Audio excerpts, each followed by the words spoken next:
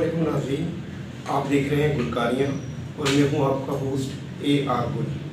नाज़रीन, आज 16 फरवरी 2022 को बॉलीवुड के नामवर गुलकार, मौसीकार, प्रोड्यूसर, अदाकार बप्पी लहरी इस दुनिया से चल बसे हैं। पूरी दुनिया में उनका शोक मनाया जा रहा है।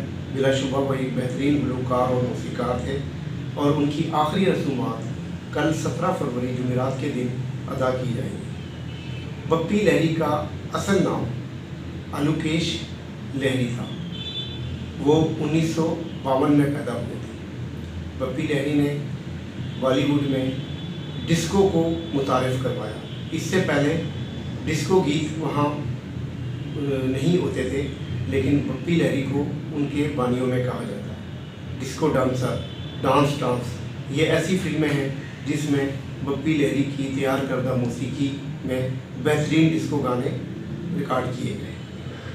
बप्पी लहरी के अगर हम मशहूर गीतों की बात करें तो उनमें यार बिना चैन कहाँ रे, यार बिना चैन कहाँ रे, और फिल्म अर्जुन का गाना गोरी है कलाइयाँ तुला दे मुझे हरी हरी चूड़ियाँ, अपना बना ले मुझे बाल माँ गोरी है कलाइयाँ।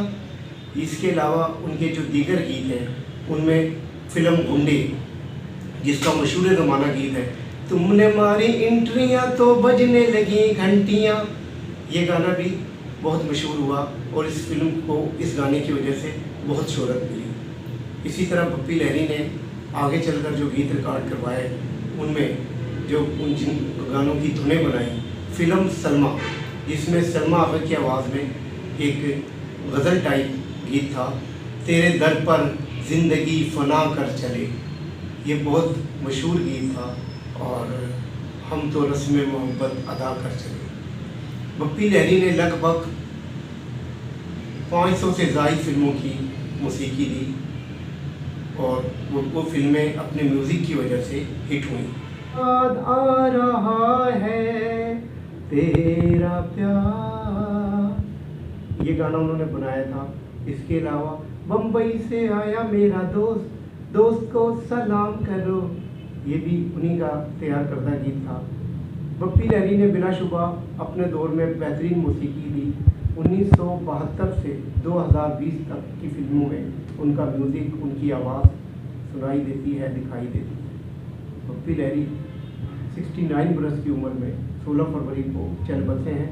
हाँ, ये भी आपको उनके हवाले से बताते चलें कि भारतीय जनता पार्टी BJP उसमें उन्होंने शिरकत की हुई थी। उसके वो लोकसभा के मेंबर भी इस प्लेटफार्म से बने। इस तरह वो अदाकारी और गुलकारी के अलावा मौसीकार और इन दीगर शोबों के अलावा बेहतरीन सियासतदान भी थे। आज उनकी इससे जो वफ़ात हुई है वो अलमनाक है। पूरी दुनिया में उसका शोक मनाया जा रहा है। गुलकारियाँ चैनल की तरफ से भी हम उनको खराज अकीदत पेश करते हैं।